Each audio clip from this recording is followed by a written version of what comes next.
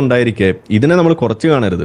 ഒന്നത്. രണ്ട്, ഇതിനെ തള്ളി പറയേണ്ട ഘട്ടങ്ങളിൽ ഈ മത നേതൃത്വം വരുന്നില്ല. അവർക്ക് ഇപ്പോഴും പ്രിയം ഈ ഡാൻസും കളിയും അതിനെയൊക്കെ വിമർശിക്കുക, സ്കൂൾ സമയം മാറ്റുന്നതിന് വേണ്ടിയിട്ട് ഇപ്പം നാളെ എന്തോ വലിയ പ്രക്ഷോഭം തുടങ്ങാൻ പോകുന്നു എന്ന് പറയുന്നു, അല്ലെങ്കിൽ അങ്ങനെയുള്ള ചെറിയ ചെറിയ കാര്യങ്ങൾക്ക് മതം രക്ഷിക്കാൻ വേണ്ടിയിട്ട് മതത്തെ ഏതെങ്കിലും വിധേന അവിടെ ഒന്ന് ചേർത്ത് വെക്കാൻ വേണ്ടിയിട്ടുള്ള ശ്രമം മാത്രമേ ഉള്ളൂ. അല്ലാതെ ഇതുപോലുള്ള ജെനുവിൻ ആയിട്ടുള്ള വിഷയങ്ങളിൽ മുസ്ലിങ്ങളായിട്ടുള്ള ആളുകൾ ഇതിനകത്ത് ഇടപെട്ട് പെട്ടുപോകുന്ന സാധ്യത ഉള്ള മേഖലകളിൽ ഇവർ വന്നുകൊണ്ട് ഇതിനെ തള്ളി പറയാനോ അവർക്കൊരു മാർഗ്ഗനിർദ്ദേശം കൊടുക്കാനോ ഇവർ ഒരിക്കലും കിട്ടില്ല. കാരണം അവിടെ അത് പറഞ്ഞാൽ അവർക്ക് ജിഹാദിനെ തള്ളി പറയേണ്ടതായിട്ട് വരും. തള്ളി പറഞ്ഞാൽ അത് മതത്തിന്റെ തന്നെ വശമാണെന്നുള്ളത് അവർക്ക് അറിയാവുന്നതുകൊണ്ട് അത് സാധിക്കില്ല എന്നുള്ളത് തന്നെയാണ് അവിടെ കറങ്ങി തിരിഞ്ഞു വരുന്നത്. അപ്പോൾ ഇവിടെ ഈ മാധ്യമങ്ങളെങ്കിലും ഇതുപോലെ കൃത്യമായ രീതിയിൽ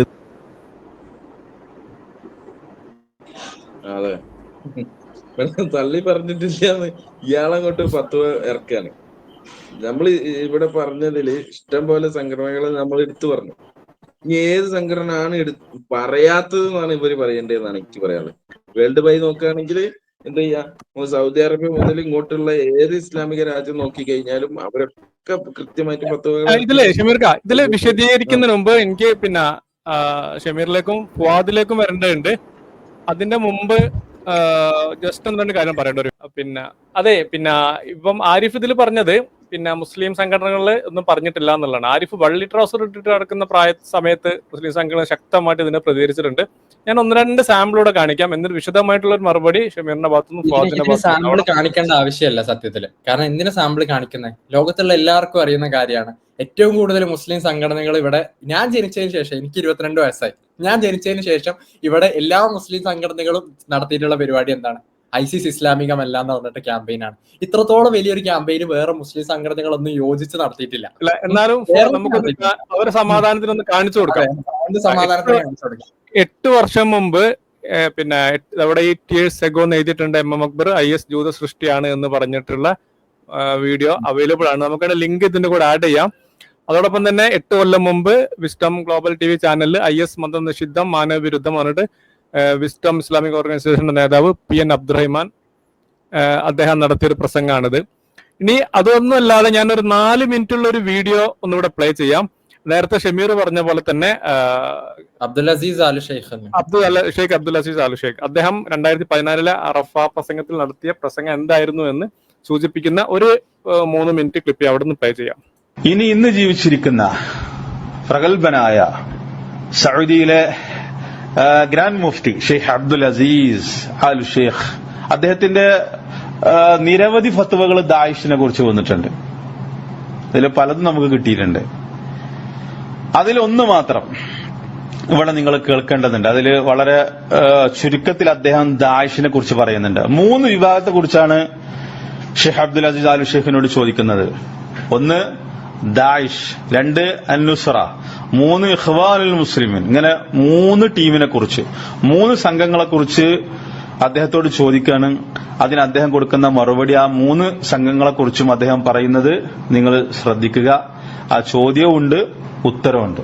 هنالك اليوم من يدعو شباب المسلمين وعامتهم إلى سلوك المناهج الوافدة والمناهج الحزبية وجعلهم في أحزاب وجماعات، ويقول أن هذا هو الطريق الصحيح كالانضمام إلى جبهة النصرة وداعش وتنظيم القاعدة والإخوان المسلمين. كما يقول سماحتكم جميع الفرق إلى هذا اليوم كلها ضلال. إذا نظرت إلى الباحثة وجدت أنها لا تمت بصلة، وأن من تقمص الإسلام لآرائهم وأهوائهم وخداع الناس وإملاء ضلال، استباحوا الدماء، انتهاكوا الأعراض، نهبوا الأموال، أسلوا في الأرض، سلبوا الدماء بلا حق. هذه كلها يا إخواني مناهج باطلة وراء لا خير فيها ولا تليق بها ولا بأهلها. ومن يدعو شبابا إلى خلاف معرفة الضالة فقد أخطأ وضل سواء السبيل. വളരെ വ്യക്തമായിട്ട് തന്നെ ഇത് നിങ്ങൾക്ക് അദ്ദേഹത്തിന്റെ ഈ പ്രസംഗം നിങ്ങൾക്ക് കിട്ടും.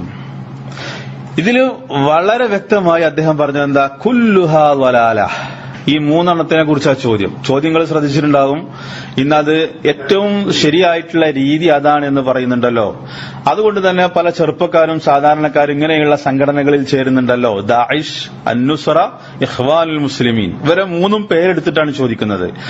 ഇതിന് അദ്ദേഹം കൊടുക്കുന്ന ആദ്യത്തെ മറുപടി തന്നെ ഈ ജമീഉൽ ഫിറഖ്, ഈ പറഞ്ഞതെല്ലാം തന്നെ, ഈ ഫിറക്കുകളെല്ലാം തന്നെ കുല്ലുഹാ ദലാല എന്ന അദ്ദേഹത്തിന്റെ ആ ശബ്ദങ്ങൾ ശ്രദ്ധിച്ചിട്ടുണ്ടാവും. കുല്ലുഹാ ദലാല, അവരെല്ലാവരും ദലാലത്തിലാണ്, അവരെല്ലാവരും ദുർമാർഗത്തിലാണ്. എന്നിട്ട് അദ്ദേഹം ബാക്കി പറയുന്നത്, ഇദാ നദർത അൻ നദറത്തൽ ഫാഹിഷ വജദത അന്നഹാ ലാ തമുത്തു ഇലൽ ഇസ്ലാം ബിസ്ലാഹ്. ഇവരെ നീ വ്യക്തമായി പരിശോധിക്കുകയാണെങ്കിൽ ഇസ്ലാമുമായിട്ട് ഇവർക്ക് ബന്ധമൊന്നുമില്ല. വഅന്നഹും തഖമ്മസു അൽ ഇസ്ലാം ലി ആറാഹിം വഅഹ്വാഹിം വഖിദാഇൻ നാസി. ഇവരെന്താ ചെയ്യുന്നത്? ഇവരുടെ അഭിപ്രായങ്ങൾക്കനുസരിച്ചിട്ട്, ഇവരുടെ ഹവക്കനുസരിച്ചിട്ട് ഇവരെന്ത് ചെയ്യാണ്? ഇസ്ലാമിനെ വ്യാഖ്യാനിക്കുകയാണ് ചെയ്യുന്നത്. വഅന്നഹും അലാ ദലാൽ. അദ്ദേഹം അത് എടുത്ത് വീണ്ടും പറയുന്നു, അവർ ദലാലത്തിൽ തന്നെയാണ്. കാരണം വസ്തബാഹു അദ്ദമ, മുസ്ലിങ്ങളെ രക്തം അവർ അനുവദനീയമാക്കിയിരിക്കുന്നു. വൻ തഹക്കുൽ അറാദ, അവരുടെ അഭിമാനത്തെ അവർ പിച്ചു ചീന്തിക്കൊണ്ടിരിക്കുന്നു.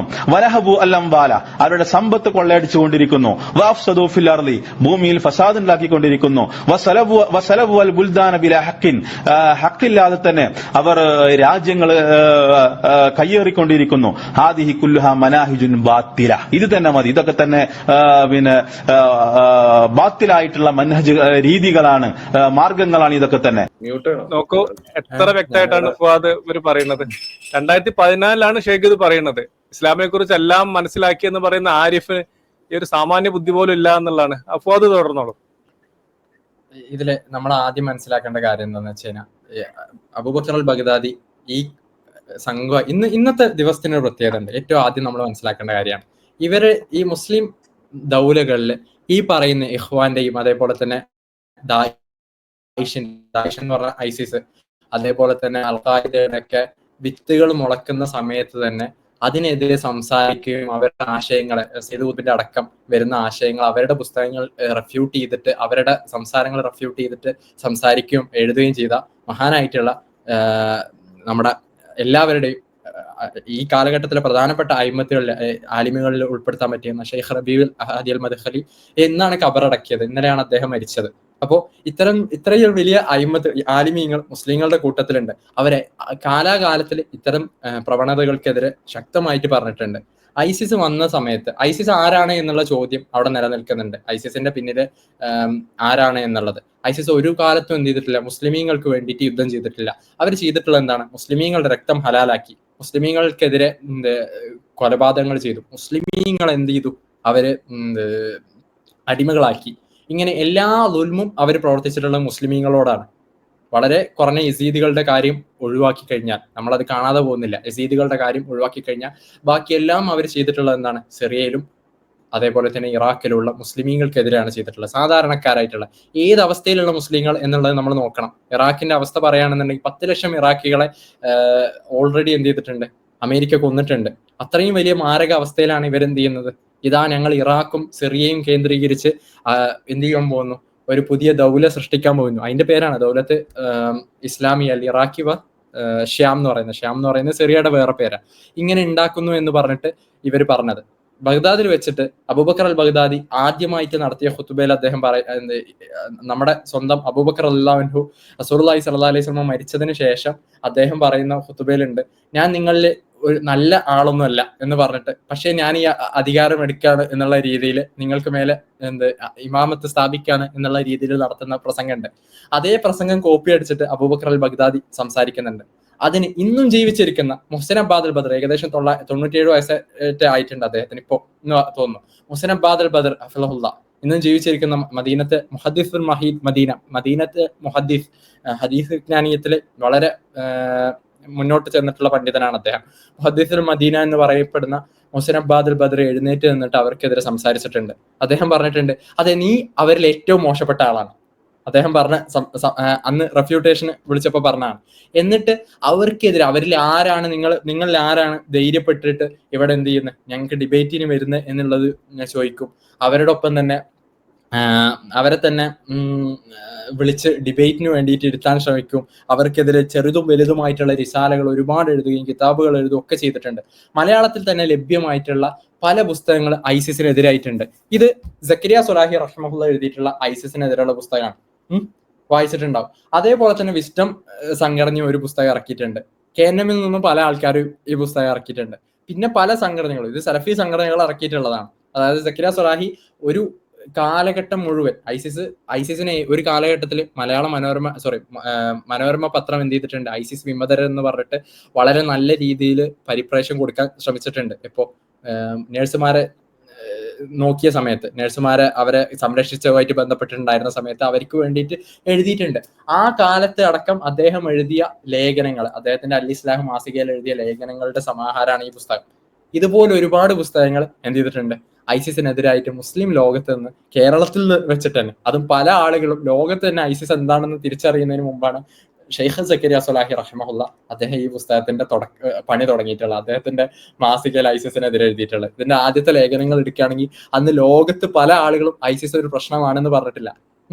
പല ലിബറലുകളും ഇതാ ഇറാഖിനൊരു സമാധാന കാലഘട്ടം ഉണ്ടാവാൻ പോവുകയാണ് എന്ന് എഴുതി പിടിപ്പിച്ച കാലത്താണ്, അതിന് അച്ചടി മഷി വരേണ്ട കാലത്താണ് സക്കരിയ സ്വലാഹി റഹ്മഹുല്ല ഈ പുസ്തകത്തിനുള്ള തുടക്കം ഇട്ടിട്ടുള്ളത്. ഇതുപോലെ പല ലേഖനങ്ങളും പല മാസികകളിലും പല രീതിയിലുമായിട്ടും ഇവർക്കെതിരെയുള്ള, ഇവരുടെ പ്രചാരണങ്ങൾക്കെതിരെയുള്ള പ്രവർത്തനങ്ങൾ ഉണ്ടായിട്ടുണ്ട്. അതിൽ പ്രധാനമായിട്ടും ഏറ്റവും കൂടുതൽ നമുക്ക് പറയാൻ പറ്റുന്ന കാര്യമാണ് മുഹ്സിൻ അബ്ബാദ് അൽ ബദർ, അദ്ദേഹത്തിന്റെ മകൻ അബ്ദുൾ റസാഖ് അബ്ബാദ് അൽ ബദർ. അതേപോലെ തന്നെ ഇന്നലെ മരിച്ച ഷെയ്ഖ് റബി അൽ മദ്ഖലി. അദ്ദേഹം പല കിതാബുകൾ, ഒന്നും രണ്ടുമല്ല, പല കിതാബുകൾ ഇവരുടെ ആശയധാരണ. ഇപ്പൊ നമ്മളെ ഇവിടെ സൽമാൻ സ്വലാഹി ഉസ്താദിന്റെ അബ്ദുൽ അസീസ് ആലു ഷെയ്ഖിന്റെ ഫത്വ ഉദ്ധരിച്ചു. അതില് ആ ഫിർഖത്തുൽ ജമാ എന്ന് പറഞ്ഞിട്ട് 3 ഫിർഖകളാണ് പറയുന്നത്. അതില് ഇഖ്വാനുൽ മുസ്ലിമൂൻ, ഇതിന്റെയൊക്കെ ആശയധാരയുടെ ഏറ്റവും അടിത്തറ എന്ന് പറയുന്നത് ഇഖ്വാനുൽ മുസ്ലിമൂനാണ്. അവിടുന്നാണ് ഈ ആശയങ്ങളൊക്കെ രൂപപ്പെട്ടിട്ടുള്ളത്. ആ ആശയത്തെ കൃത്യമായിട്ട് അതെവിടെയാണ് തെറ്റി വരുന്നതെന്നും ഇവരൊക്കെ എങ്ങനെയാണ് ഖവാരിജുകളാവുന്നതെന്നും ഇവരോടുള്ള യുദ്ധത്തിനുള്ള സമീപനം എന്താണെന്നും അത് ഉമ്മത്തിനെ പഠിപ്പിക്കുകയും ആ രീതിയിലേക്ക് വളർത്തിക്കൊണ്ടുവരികയും ചെയ്യുന്നതിന് ഇവർക്ക് വലിയ പങ്കുണ്ട്. അത്രയുള്ളൂ എനിക്ക് പറയാനുള്ളത്. ഇനി ഷമീർക്ക് തുടർന്നോളൂ. അതെ, വളരെ വ്യക്തമായിട്ട് കാര്യങ്ങൾ പറഞ്ഞിട്ടുണ്ട്. അത് IS പോലുള്ള സംഘടനകൾക്ക് തുല്യമായിട്ടുള്ള ആളുകള് ഈ പറഞ്ഞ ഇന്ത്യയിലും പ്രവർത്തിക്കുന്നുണ്ട്. ഇപ്പൊ ഈ പറഞ്ഞ തടിയന്റെ അവിടെ നസീർ ആവട്ടെ, അല്ലെങ്കിൽ ഏത് ആളാവട്ടെ, കൃത്യമായിട്ട് അയാൾ കുറ്റം ചെയ്തു എന്ന് തീരുമാനിക്കപ്പെട്ടു കഴിഞ്ഞാൽ ഇങ്ങനെ ഓരോരുത്തരും ചെയ്തതിന് നമ്മളിങ്ങനെ ഓരോരുത്തർ ഓരോ ചെയ്തികൾ ചെയ്യുമ്പോൾ ഓരോ സംഘടനകൾ വന്നിട്ട് ഇത് ഇങ്ങനെ പറഞ്ഞുകൊണ്ടിരിക്കുന്ന ആവശ്യമില്ല. മൊത്തത്തിൽ ഈ വിഷയത്തിൽ കൈകാര്യം ചെയ്തിട്ടുണ്ട് എന്നുള്ളതാണ്. അല്ലാതെ ഇതിങ്ങനെ ഓരോന്ന് ഇത് നമ്മളിങ്ങനെ ഏറ്റെടുക്കുക, എന്നിട്ട് നമ്മൾ പെട്ടവനല്ല, ഇന്നാണ് നമ്മൾ ഇങ്ങനെ ചർച്ചയിൽ പങ്കെടുക്കുക. ഇത് വേറൊരു ചാനലിന് ചർച്ചയ്ക്ക് കൊണ്ടുവന്നിട്ടില്ല എന്നുള്ളതാണ്. ഈ ന്യൂസ് 18 മാത്രമാണ് ഇത് ഒരു ചർച്ച ആക്കിയിട്ട് കൊണ്ടുവന്നത്. എന്നിട്ട് ആരിഫിനൊക്കെ വിളിച്ചിരുത്തിയിട്ട് മത നിന്ദ പറയിക്കുക എന്നുള്ളതാണ്, മതവിരോധം പറയിക്കുക എന്നുള്ളതാണ്. അവിടെ രാഹുൽ ഈശ്വർ കൃത്യമായിട്ട് ഇടപെട്ടിട്ട് പറയുന്നുണ്ട് മതവിരോധം, ഈ ജയിൽ ടു ജിഹാദ് എന്നൊക്കെ പേര് പറഞ്ഞിട്ട്. ഇവനോട് ഇപ്പൊ എന്ത് പറഞ്ഞാലും മറ്റേ പ്രതിപക്ഷം പറയുന്ന പോലെ മുഖ്യമന്ത്രി രാജിവെക്കണം എന്ന് പറഞ്ഞ കാര്യം ഇവനോട് എന്ത് ചോദിച്ചാലും ഇവന് നേരെ പറയാനുള്ളത് അത് ജയിൽ ടു ജിഹാദ്, അല്ലെങ്കിൽ മറ്റേ ജിഹാദ്, ഈ ജിഹാദ് എന്നൊക്കെ പറഞ്ഞിട്ട് ഇവനെ അങ്ങോട്ട് ഇസ്ലാമിനെ എന്തെങ്കിലും മതവിരോധമായിട്ട് പറഞ്ഞു കൊണ്ടുവരിക എന്നുള്ളത് മാത്രമാണ് ഇവന്റെ ഏതെങ്കിലും ഒരു ചർച്ചയായിട്ട് ബന്ധപ്പെട്ടിട്ട് നിങ്ങൾ നോക്കി കഴിഞ്ഞാലും കാണാൻ കഴിയാന്നുള്ളതാണ്. ഇപ്പൊ സ്പോർട്സുമായിട്ട് ബന്ധപ്പെട്ടിട്ട് ഒരു ചർച്ച ആയിരിക്കും, അതിൽ ഇവനെ കൊണ്ട് എത്തിക്കഴിഞ്ഞാല് ഇവൻ പറയാ എന്താ അത് സ്പോർട്സ് ജിഹാദ് പറഞ്ഞിട്ട് മുസ്ലിങ്ങൾ നടത്തുന്ന കുറെ മുസ്ലിം നമ്പരാരികളിൽ സ്പോർട്സ് ജിഹാദാണെന്ന് പറയും. അതാണ് ഇവന്റെ അവസ്ഥ എന്നുള്ളതാണ്. അപ്പൊ ഇവനൊക്കെ ചർച്ചയ്ക്ക് കൊണ്ടിരുത്തുന്ന ആളുകളെ തല്ലാൻ ആൾക്കാരില്ല എന്നുള്ളതാണ് എനിക്ക് മനസ്സിലാക്കി. അതിലൊരു നിഷ്പക്ഷനായിട്ട് സംസാരിക്കാൻ വന്ന രാഹുലിനാവട്ടെ ഇവര് സംസാരിക്കാൻ സംസാരിക്കാൻ അനുവദിക്കുന്നില്ല. അവൻ ഇടയ്ക്കറി ഇടപെടാണ്.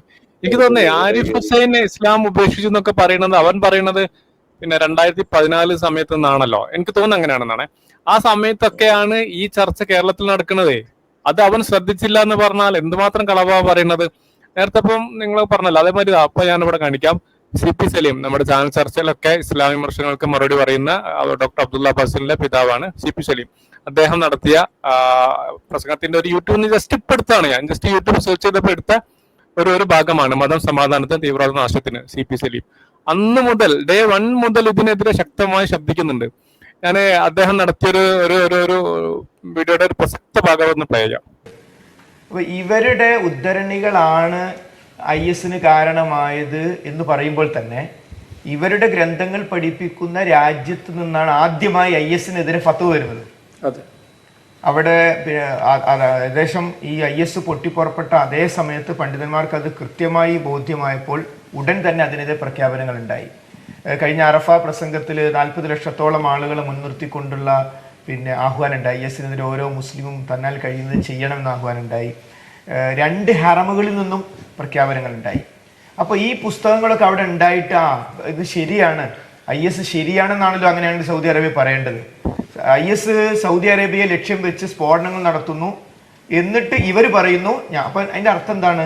ഇസ്ലാമിൻ്റെ മുഖം വികൃതമാക്കി അവതരിപ്പിക്കാൻ വേണ്ടി ഈ 2 മഹാപണ്ഡിതന്മാരെ ഉദ്ധരിച്ചു കഴിഞ്ഞാൽ കുറച്ചുകൂടി ഒരു സ്വീകാര്യത കിട്ടും എന്ന കൃത്യമായ സാമ്രാജ്യത്വ അജണ്ടയാണ് ഇതിന്റെ പിന്നിലുള്ളത്. വളരെ വ്യക്തമാണെന്നാണ് എനിക്ക് ചേർക്കാനുള്ളത്. ഇത് നോക്കൂ, 2015-16 കാലഘട്ടത്തിലാണ് ഈ പ്രസംഗം അദ്ദേഹം നടത്തിയത്. വളരെ കൃത്യമാണ്. എനിക്കൊന്ന് ലോകത്ത്, ഇസ്ലാമിക ലോകത്ത് മുസ്ലിങ്ങൾക്ക് അഭിപ്രായവ്യത്യാസമില്ലാത്തൊരു കാര്യമാണിത്. ഇവർ തീവ്രവാദികളാണോ അല്ലേ എന്നുള്ളത്. അതാണ് ആരും പറഞ്ഞില്ല എന്ന് ആരിഫ് ഹുസൈനെ പോലത്തെ നുണയനും അതേപോലെ തന്നെ മീഡിയ ആങ്കറും ഒരുമിച്ച് പറയുന്നത്. അപ്പൊ ഒരു ബോധമില്ലാതെ ചാനൽ ചർച്ചകൾ സംഘടിപ്പിക്കുക എന്നുള്ളതാണ് ഇവരുടെ രീതി. എല്ലാവർക്കും ഓരോ മദ്ഹബുകൾ ഉണ്ടാവും, ഓരോ മെത്തഡോളജി ഉണ്ടാവും.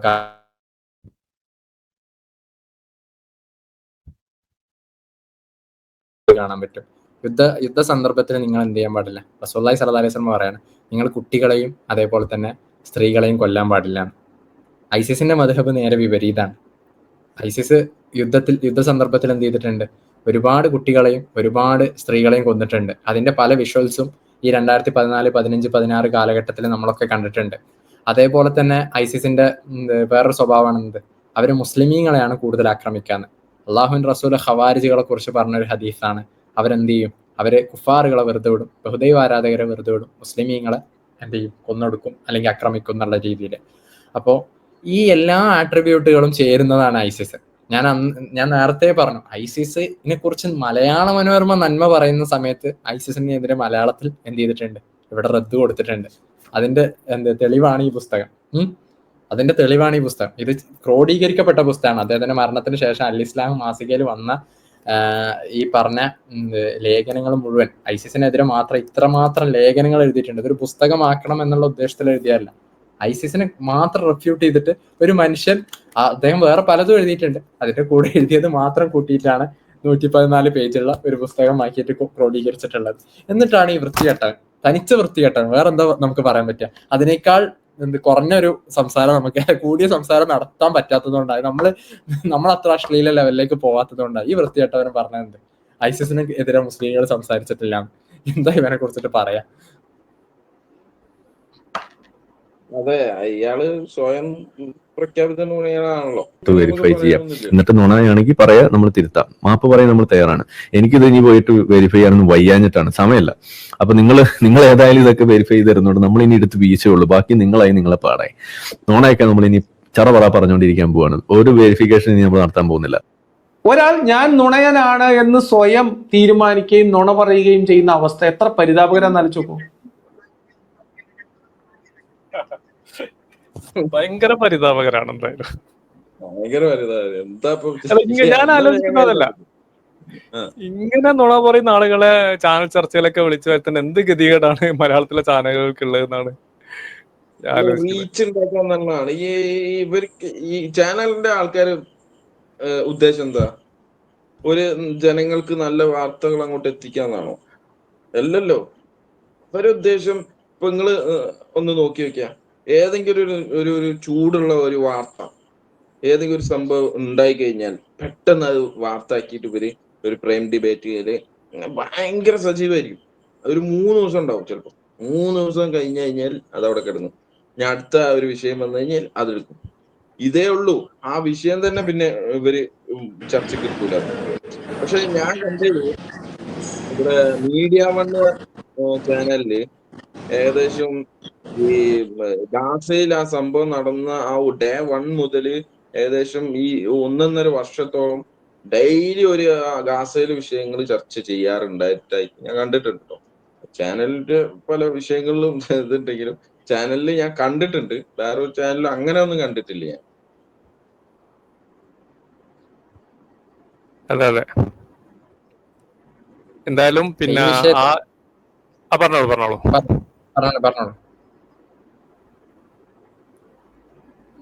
ആരാണ്? അസറാണോ? സംസാരിച്ചാലോ. അല്ല, ഈ വിഷയത്തിൽ കാര്യമായിട്ട് ഇത്ര തന്നെ ഉള്ളൂ.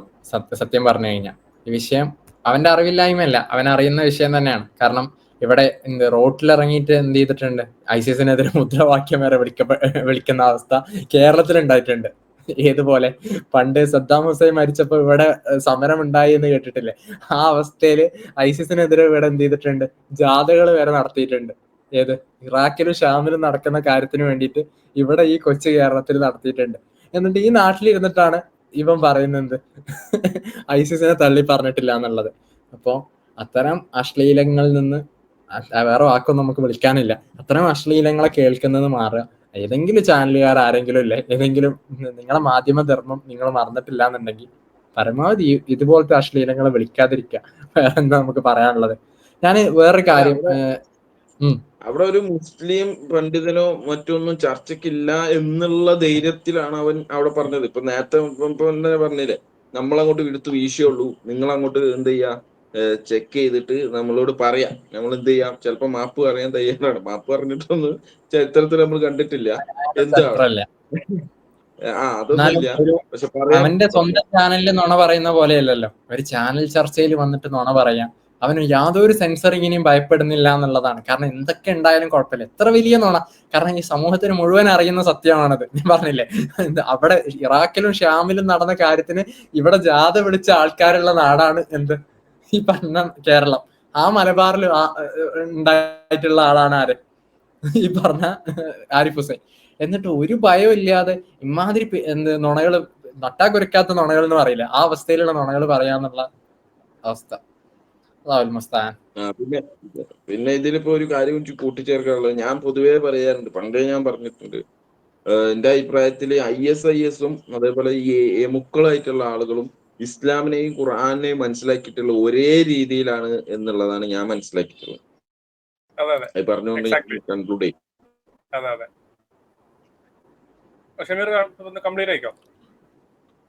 ഓക്കെ. അപ്പൊ ഞാൻ ഈ വിഷയത്തിൽ നമുക്ക് തുടക്കം മുതൽ നോക്കി കഴിഞ്ഞാല് നമ്മൾ കേൾപ്പിച്ച ക്ലിപ്പുകളൊക്കെ കണ്ടു കഴിഞ്ഞാൽ ഈ പറഞ്ഞ പണിക്കര് ശ്രീജിത്ത് പണിക്കരും കൃത്യമായിട്ട് തുടക്കത്തിൽ തന്നെ അയാൾ പറഞ്ഞു, ഇതൊരു മത തീവ്രവാദമായിട്ട് ബന്ധമുണ്ട് എന്ന് എനിക്ക് തോന്നുന്നില്ല. കാരണം അവിടെ ഇൻക്ലൂഡ് ആയിട്ടുള്ള ആളുകൾ, ഇപ്പൊ പിടിക്കപ്പെട്ട ആളുകൾ, ഇയാളെ സഹായിച്ചു എന്ന് പറയുന്ന തടിയന്റെ അവിടെ നസീർ എന്ന് പറഞ്ഞ ആളെ സഹായിച്ചു എന്ന് പറയുന്ന ആളുകളിൽ പല ആളുകളും ഹിന്ദു ബേസിൽ നിന്ന് വരുന്ന ആളുകളാണ്. അപ്പോ അതൊരു മത തീവ്രവാദമാണെന്ന് എനിക്ക് തോന്നുന്നില്ല. അത് മാത്രമല്ല, ഇതിന്റെ പിന്നിൽ ഒരുപാട് കളികൾ, പൊളിറ്റിക്സും മറ്റുമായിട്ടുള്ള ഒരുപാട് സംഭവങ്ങളുണ്ട്. അതൊക്കെ ഒന്ന് പുറത്തേക്ക് വരട്ടെ. ഇതിന്റെ അവസാനത്തെ കണ്ണികളായിട്ടുള്ള ആളുകൾ മാത്രമാണ് ഈ 3 പേര്. ബാക്കി ഇതിന്റെ ബാക്കിലുള്ള ആളുകളെ കൂടി പിടിച്ചാൽ മാത്രമേ ഇതിന്റെ വേര് എവിടെ നിന്നാണ് എന്നുള്ളത് കൃത്യമായിട്ട് അറിഞ്ഞാൽ മാത്രമേ ഇതിലേക്ക് ഒരു കൺക്ലൂഷനിലേക്ക് എത്താൻ കഴിയൂ എന്നുള്ളത് അയാൾ കൃത്യമായിട്ട് പറയുന്നുണ്ട്. അതിനുശേഷം പിന്നീട് കുറച്ച് മുസ്ലിം വിരുദ്ധത പറഞ്ഞാൽ തന്നെ അയാൾ ഫസ്റ്റ് തുടക്കത്തില് അത് ഈ ആരിഫ് തുടങ്ങിയതിനു ശേഷമാണ് ഇവനും അതിലേക്ക് എന്താ പറയാ, ഒരാൾ കൂടി ആയിക്കോട്ടെ എന്നുള്ള രീതിയിലാണ് ഈ പണിക്കര് അങ്ങോട്ട് ചായുന്നത്. ഈ പ്രത്യേകിച്ച് രാഹുലിനോടുള്ള ഒരു ദേഷ്യവും ഉണ്ട് പൊതുവെ ഈ പറഞ്ഞ പണിക്കർക്ക്. അപ്പൊ അതൊക്കെ കൂടി അവിടെ കാണിച്ചു എന്നുള്ളതാണ് ഞാൻ പിന്നീട് കണ്ടത്.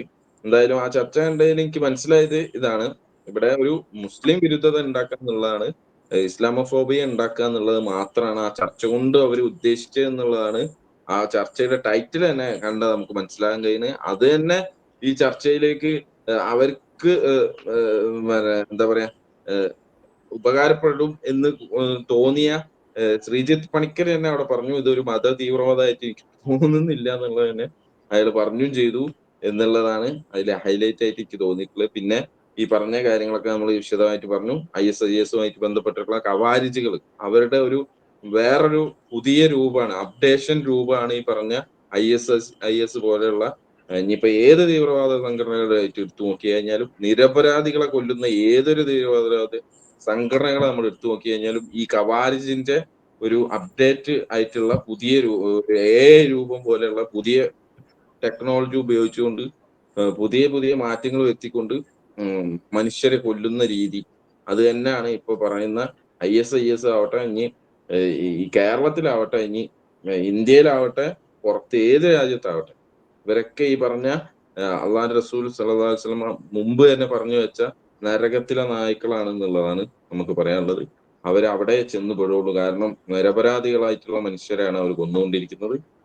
ഇത്രയും പറഞ്ഞുകൊണ്ട് ഞാൻ നിർത്തുകയാണ്. വാഹിർ ദഅ്വാനാ അൽഹംദുലില്ലാഹി റബ്ബിൽ ആലമീൻ. അസ്സലാമു അലൈക്കും.